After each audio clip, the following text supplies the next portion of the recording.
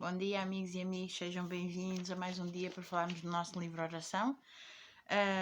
Desde já quero vos desejar uma feliz Páscoa, na presença sempre do Nosso Senhor e também sabendo qual o significado mesmo da Páscoa.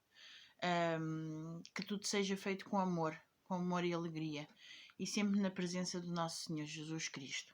Vamos então falar do nosso livro. A própria intensidade das nossas orações é uma promessa de que Deus responderá. Quando um homem suspira uma oração intensamente fervorosa a Deus, Jesus Cristo é o único nome sob o céu pelo qual podemos ser salvos. É nessa intensidade e nesse fervor uma promessa de Deus de que Ele está a ponto de responder a essa oração de modo muitíssimo abundante, acima de tudo o que podemos pedir ou pensar. Devemos não só orar em nome de Jesus, mas também por inspiração e por motivação do Espírito Santo. Isto explica o que se pretende dizer quando se diz: mas o mesmo Espírito intercede por nós com gemidos inexprimíveis. As petições devem ser feitas com fé fervorosa. Então alcançarão o trono da graça.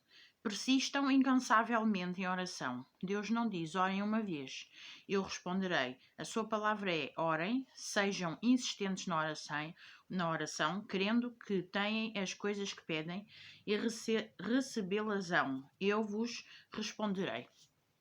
Continuamos a falar sobre isto e porquê continuamos a falar? Porque nós passamos o tempo todo a dizer que Deus não nos responde às orações. Mas primeiro, antes de pensar que Deus não nos responde às orações, nós temos que perceber porque é que Deus não responde às orações. E muitas das vezes nós não fazemos uma oração fervorosa. Nós fazemos: Senhor Deus, ajuda-me com este problema. Isto não é fervoroso. Isto é, e depois é sempre a mesma coisa. Temos que ter um certo cuidado com os pedidos que fazemos e da forma como fazemos. Temos que realmente ajoelhar. Quando eu digo ajoelhar, não é preciso ajoelhar propriamente dito. Quem não pode, não ajoelha. Porque a oração tanto é atendida de pé, sentada, como ajoelhada.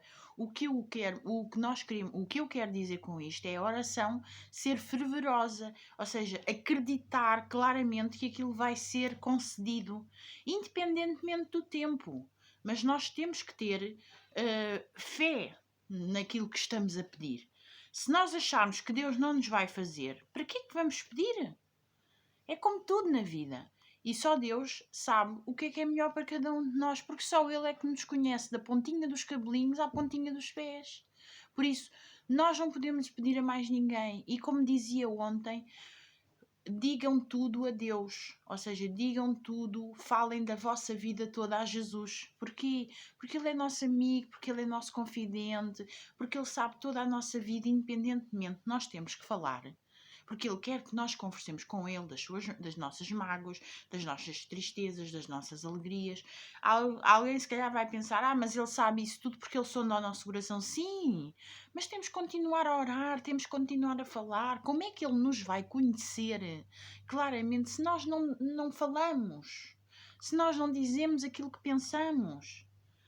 Claro que Ele sonda-nos, Ele sabe, só Ele é que nos pode perdoar das coisas, porque Ele é que sonda o nosso coração. Mas Ele gosta de conversar connosco. Continuem a conversar. Vão ver que vocês sentem-se muito melhor ao pé de Deus. Eu passo o meu dia todo a conversar com Deus. Por vezes as minhas patroas até chegam ao pé de mim e me dizem: está a falar sozinha? Não, estou a falar com Jesus. Porque eu estou sempre, sucessivamente, e falo alto, por vezes nem em pensamento, porque eu estou tão metida naquilo que estou a falar, de situações do dia a dia, que acabo por me esquecer que por vezes até tenho pessoas em casa, porque parece que sou só eu e Deus comigo. Por isso, continuem, amigos. Sejam perseverantes na oração, tenham paciência e Deus ajudará. Condições para a oração ser respondida. Há certas condições para que possamos esperar que Deus ouça e responda às nossas orações. Uma das primeiras é que sintamos a necessidade da sua ajuda. Aqui está uma das primeiras, ainda bem que falámos disto, que isto vem sempre de encontro àquilo que eu falo.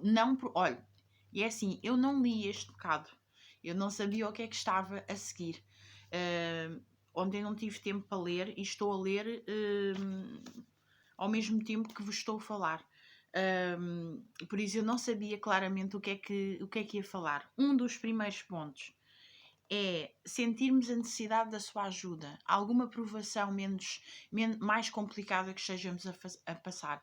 Sentir que nós necessitamos da ajuda dele é um primeiro princípio. Ele prometeu: derramarei água sobre o sedento e rios sobre a terra seca. Isaías 44:3. Os que sentem fome e sede de justiça, que anseiam por Deus, podem estar certos de que serão satisfeitos.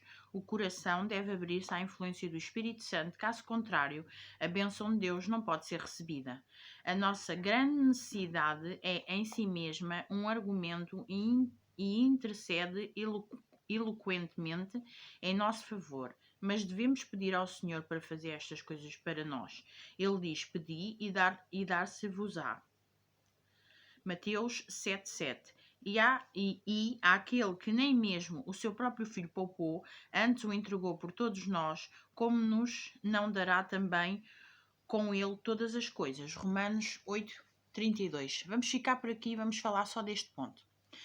A Páscoa significa a morte de Cristo. Imaginem um pai dar o seu filho para morrer por todos nós. Nós dizemos: eu gosto muito do meu filho, eu não vivo sem o meu filho, se o meu filho morrer eu vou... Já falámos sobre isto há algum tempo atrás, deixei a pergunta em reflexão, mas pensemos claramente naquilo que está a acontecer este fim de semana. Jesus, à sexta-feira, foi crucificado e ao domingo ressuscitou. Agora vamos compreender as coisas como elas são. Será que nós conseguíamos fazer isto? Será que a nossa fé é inabalável, que nós punhamos o nosso filho nas mãos de Deus? Deus não se preocupou. Ficou triste, desamparado, mas ele deu o seu filho unigênito, ou seja, único, para morrer por cada um de nós. Então, o que é que andamos aqui a fazer? Onde está o amor? Onde está a justiça? Onde está a alegria? Onde está a bondade, a humildade que todos nós temos que demonstrar dia a dia? Porquê que Jesus morreu por nós? Onde é que está o significado de Jesus ter morrido por nós? O que andamos nós aqui a fazer? Vou deixar esta pergunta em reflexão para vós. No dia de hoje, pensem nisto, porque vamos falar amanhã não temos, porque é o vídeo sobre a reflexão do sábado, com a Maria João. Ao sábado agora não temos, mas no domingo de manhã voltaremos a falar. E o que estamos aqui a fazer? Pensem nisso. Por isso, meus amigos, tenham um ótimo feriado, sempre na presença de Deus, e nunca se esqueçam do amor pelo próximo. Sejam felizes.